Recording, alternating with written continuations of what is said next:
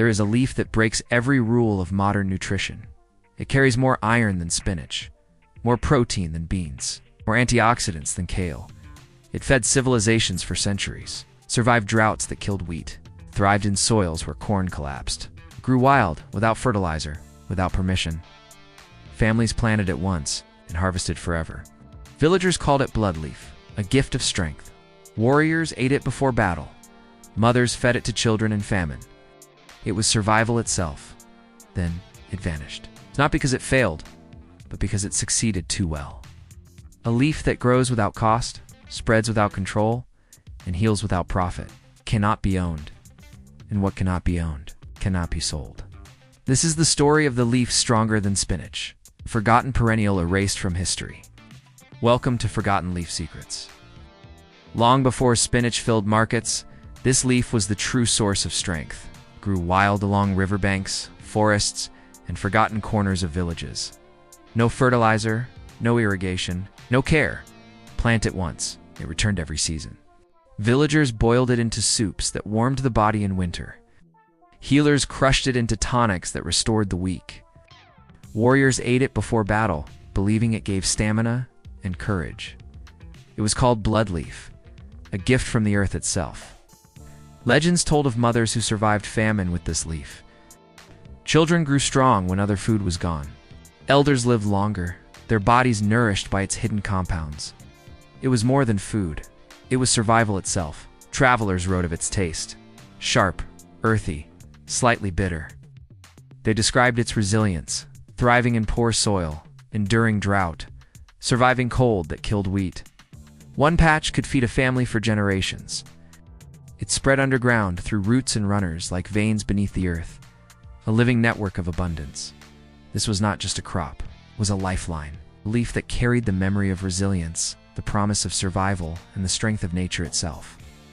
Long before science measured iron and protein, stories carried the truth of this leaf. Tribes told legends of its origin.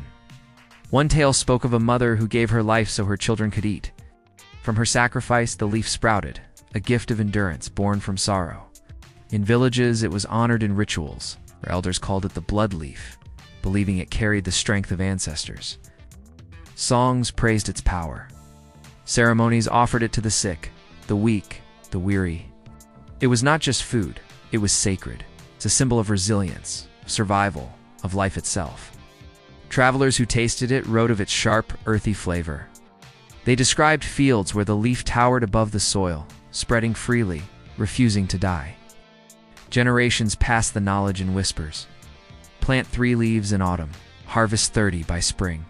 A promise of abundance, hidden in the dirt. Centuries after legends, science finally measured what tradition already knew. Laboratories tested the leaf. The results were staggering. Iron levels higher than spinach, protein rivaling beans, antioxidants that shielded cells from damage, compounds that strengthened blood and boosted immunity. Farm trials revealed its resilience. It thrived in poor soil where corn collapsed. It survived droughts that killed wheat. It endured cold that destroyed potatoes. One patch could feed a family for years. Single acre yielded more nutrition than fields of common greens. No fertilizer, no irrigation, no annual seed purchases. It's just abundance, returning season after season. This was not just a vegetable. It was survival encoded in nature. A leaf designed for chaos, built for extremes, and stronger than the crops we trust today.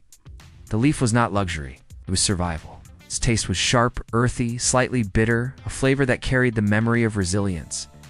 Villagers roasted it over fire, mixing it with grains. Healers brewed it into teas that calmed the weak. Children chewed it raw, crisp and green, their bodies nourished by hidden strength. Travelers wrote of its power. They described the energy it gave, the stamina it restored. Those who ate it spoke of endurance in famine, courage in battle, and calm in sickness.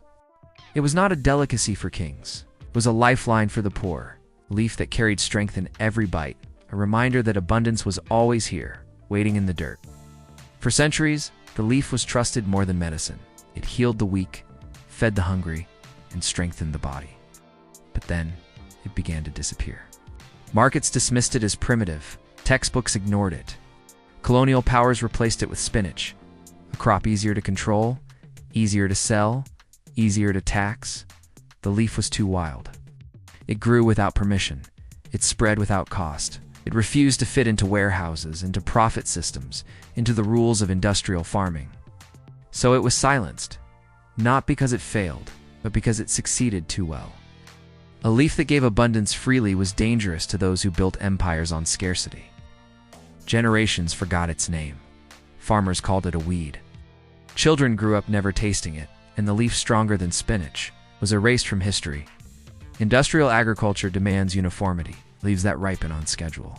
Crops that can be harvested by machine, greens that store for months, look perfect under fluorescent lights, and sell in supermarkets.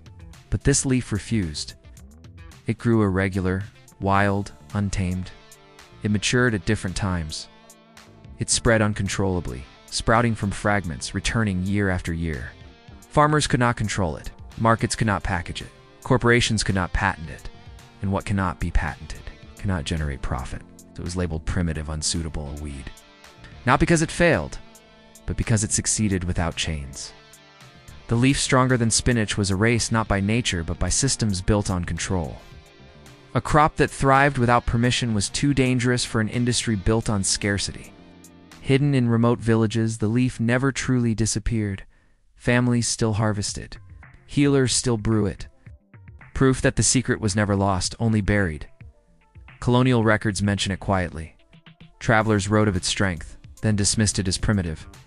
Markets ignored it, but in gardens and forgotten fields it survived. The truth is clear.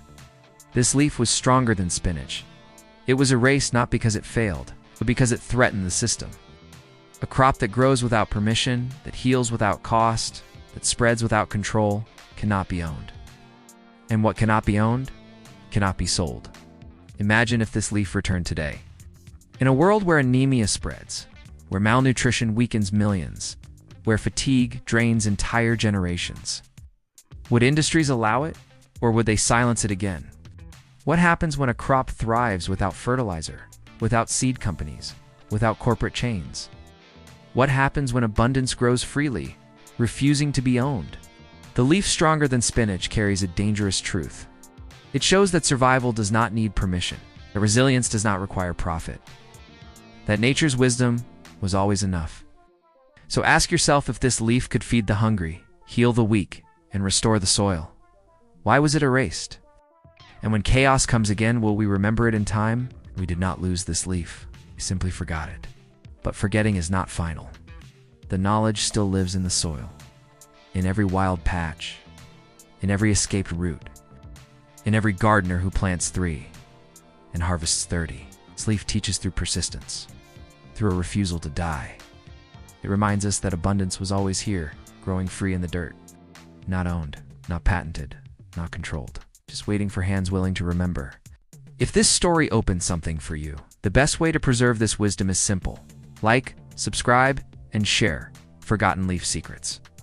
Every click keeps alive what they tried to erase, and the next secret opens soon.